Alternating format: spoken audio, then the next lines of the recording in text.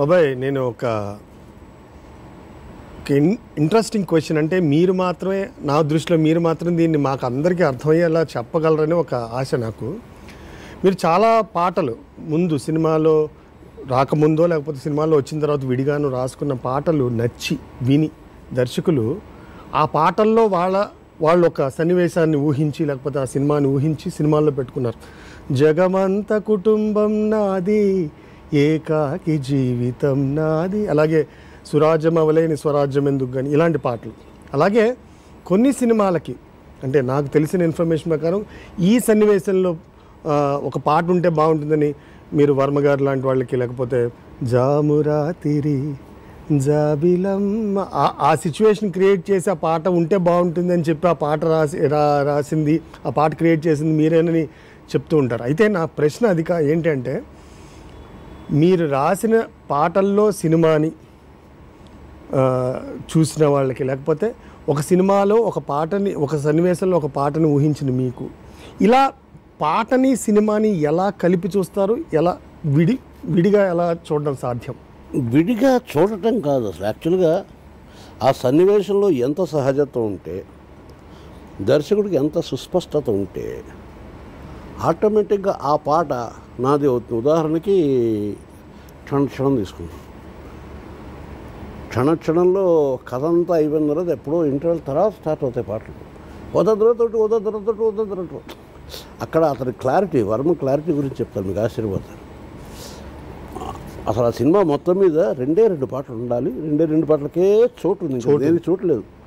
ఆ మనీ అనేటువంటి థీమ్ను మొత్తం తీసుకొచ్చి ఒక సీన్ రాయండి, ఆ సీన్ను పాటగా మారుద్దాం అంటే పాట రాయలేదు, సీనే రాశాను యాజ్ ఇట్ ఈస్. వాళ్ళిద్దరు ₹1,00,00,000 వస్తేనో అని ఊహించుకుంటే, వాళ్ళిద్దరూ ఊహించుకోడు, అతను ఊహించుకుంటాడు. ₹1,00,00,000 వస్తే ఏం చేయొచ్చు అన్నప్పుడు మధ్యతరగతి ఆశలు ఎలా ఉంటాయి, అదంతా ఒక సీన్గా క్రియేట్ చేసినప్పుడు ఒక హోటల్లో మహారాజు గారి లాగా వంగినట్టు ఇంకొంత మన కుతూహలం కలిగించేవి మనం మర్చిపోయేవి. సాక్షాత్తు మహారాజు ఎందుకు దండం పెడతాడు, రారాజైనా టిప్పు దెబ్బ తగిలిందంటే బోర్ల పడాల్సింది అనే ఒక కాన్సెప్ట్ రావడానికి వీటికి కారణభూతమైన పాట ఒకదానికి అక్కడ అవకాశం ఉంది. మొదటి పాట కూడా పాటలు లేవే, ఎలా వెళ్ళిపోతుంది అన్నప్పుడు మొట్టమొదటి పాట. మిగిలిన పాటలు కూడా నేనే రాశా. ఆ బాగున్నాయా లేదా నేను చెప్పట్లేదు, కానీ ఈ పాట ఎందుకు నిలబడిపోయింది, ఇందులో మూడు అభ్యంతరాలు ఉన్నాయి. ఒకటి స్లో ట్యూన్, 2 అతలోక సుందరైనటువంటి శ్రీదేవి ఒంటి మీద బురదలు కొట్టి మొహం మీద ఇంత బురద రాసి అనవసరమైనటువంటి ఒక గోతిలోకి తోసి పక్కనే కూర్చుని అంత సౌందర్య రాశిని చూస్తూ ఏ రకమైన వికారానికి లోనవ్వకుండా పసిపాపం జోగొడుతున్నట్టు జోగొడుతూ వాడు పాడాలి, అలాంటి ఆలోచనే విచిత్రం మొదటిది. రెండవది నాకు వర్మ చెప్పింది, శాస్త్రి గారు ఇందులో నేను మిగిలిన పాటలకు ఆల్రెడీ పిక్చరైజేషన్ ఏర్పాటు చేసేసుకున్నాను. నాకు అక్కడ కావాల్సింది కేవలం శ్రీదేవి, ఆమె హోయలు, ఆమె సంపద సంపద అదొకటే కావాలి. కాబట్టి ఏం తీయాలని నేను ఆల్రెడీ ఫిక్స్డ్, నాతో పే చేయలేదు. కాబట్టి మీరు ఏమి రాస్తారన్నా నాకు అనవసరం, మంచి పాట రాసుకుంటే మీ ఇష్టం, మీ కర్మ, మీ ఇష్టం, మీ కర్మ. కిరణ్ గారు ఏం డ్యూటీ చేస్తారో చేసుకోండి, నేను ఓకే, అది ఎలా పిక్చరైజ్ చేయాలో నేను క్లియర్, నేను అలాగే చేస్తాను. మీరు రామాయణం రాసినా నేను అలాగే చేస్తాను, మీరు ఇంకో చద్దాలు చేసినా రాసినా అలాగే చేస్తాను. అంత క్లారిటీ ఉన్నవాడు. సో అందుకనే అక్కడ నేను ఇందాక చెప్పాను, అరూప భావాలు ఇస్తాం. అందనంత ఎత్త తారా తీరం ఎందుకు అందదంతా. సినిమా కథకి ఏమైనా సంబంధం ఉందా? లేదు కదా. సినిమాకి సంబంధం లేనప్పుడు సినిమా నుంచి వేరుగా చేయడం అట్లాగా. జనరల్గా కూడా అందనంత తారా తీరం అని మనం అనుకోవచ్చు.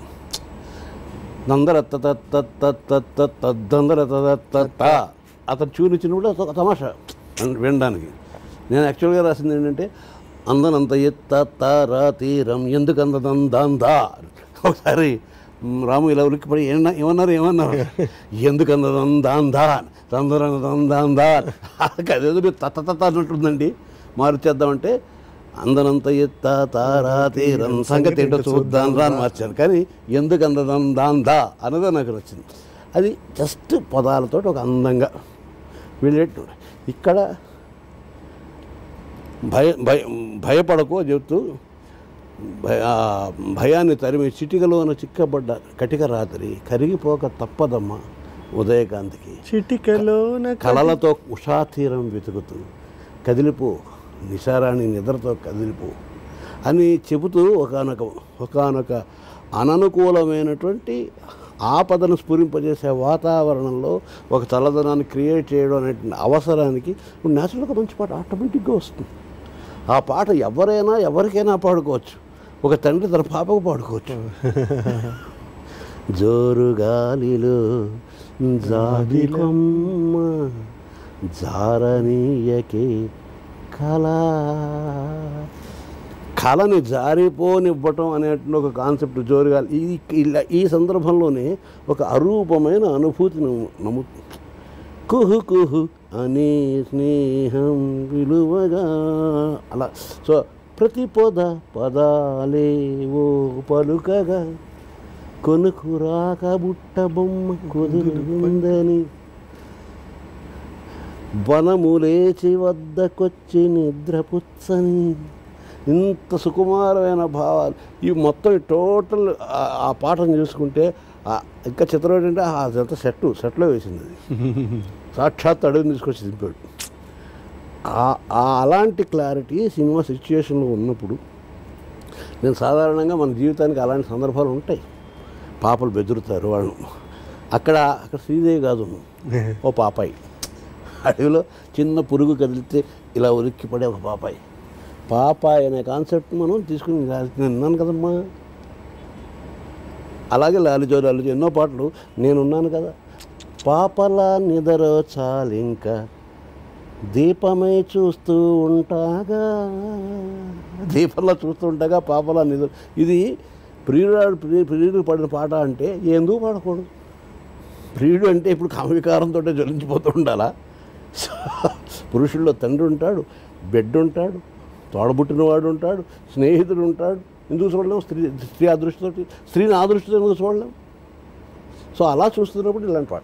సో సహజంగా సిచ్యుయేషన్స్ వాళ్ళు చెప్పేటప్పుడు దాంట్లోంచి అవకాశాన్ని నేను రాబట్టుకుంటాను, నా బాధ్యత. ఎందుకంటే అది దగ్గర తీసుకోదు. ఈ పాట వింటే ఏ సన్నివేశానికైనా పాడవచ్చు. డెఫినెట్గా అప్పుడు మనకి ఒక హీరో గారు గుర్తురాడు, హీరోయిన్ గుర్తు రాకపోవడమే నాకు కావాలి. సినిమా చూడండి, ఎంజాయ్ చేయండి, సిచ్యుయేషన్ సరిపోయింది కదా అని డైరెక్టర్ గారు ఓకే అనేసారు కదా. ఓకే అని బీజాక్షరాలు పడిపోయాయి కదా. ఆ బీజాక్షరాలు పడిపోయిన తర్వాత డైరెక్ట్గా మీ దగ్గరికి వస్తున్న విషయం వేరు ఇంకోటి. ఇక్కడ చిత్రీకరణలోనూ దాని సౌందర్యంలోనూ దర్శకుడి ప్రతిభలోనూ వాళ్ళ నటనా ప్రతిభల్లోనూ పాడిన గాయకుడి కంఠస్వరం తాలూకు మాధుర్యంలోనూ కనిపిస్తున్నటువంటి నటీనటుల ప్రతిభా విశేషాలు వీటన్నిటినీ మీరు అలౌ చేసినట్లయితే ఇందులోనూ మీదేని వస్తువు రాదు. అంటే ఉదాహరణకి ఒక చిన్న కానుక తీసుకొచ్చి నీకు ఇచ్చాను నీ పుట్టినరోజు నాడు. ఆ కానుక నా స్తోమతను బట్టి అయితే చిన్న ఉంగరం కావచ్చు, లేకపోతే ఒక చిన్న పువ్వు కావచ్చు, లేకపోతే ఒక చిన్న ప్లాస్టిక్ ముక్క కావచ్చు, ఏదో ఒకటి కావచ్చు. వాట్ ఎవర్ ఇట్ ఈస్, నువ్వు దాని వాల్యూని బట్టి, దాని ఖరీదుని బట్టి నేను ఇచ్చే అక్కర్ని బట్టి ఇస్తావు. కానీ నేను అలాగే ఇచ్చేస్తానా? దాని చుట్టూ రకరకాల ర్యాపర్లు చుట్టి దాని బరువులో పెట్టి దాన్ని ఇలా పెట్టి అది ఊడతీయటానికి అదో కార్యక్రమం. పెళ్ళైన తర్వాత కూడా నువ్వు చూసేవో లేదో, మూడు పేళ్ళు ఎదురు కూర్చుని రిసెప్షన్ అయిపోయిన తర్వాత బట్లు హిరణ్యకశిపుడిని చీల్చినట్టుగా చీల్చి వెతుక్కుంటూ ఉంటారు. సో ఇవన్నీ పొరలు దాటిన తర్వాత నువ్వు నీ ఉత్సాహం సేపు అందులో ఏముందో చూడడానికి.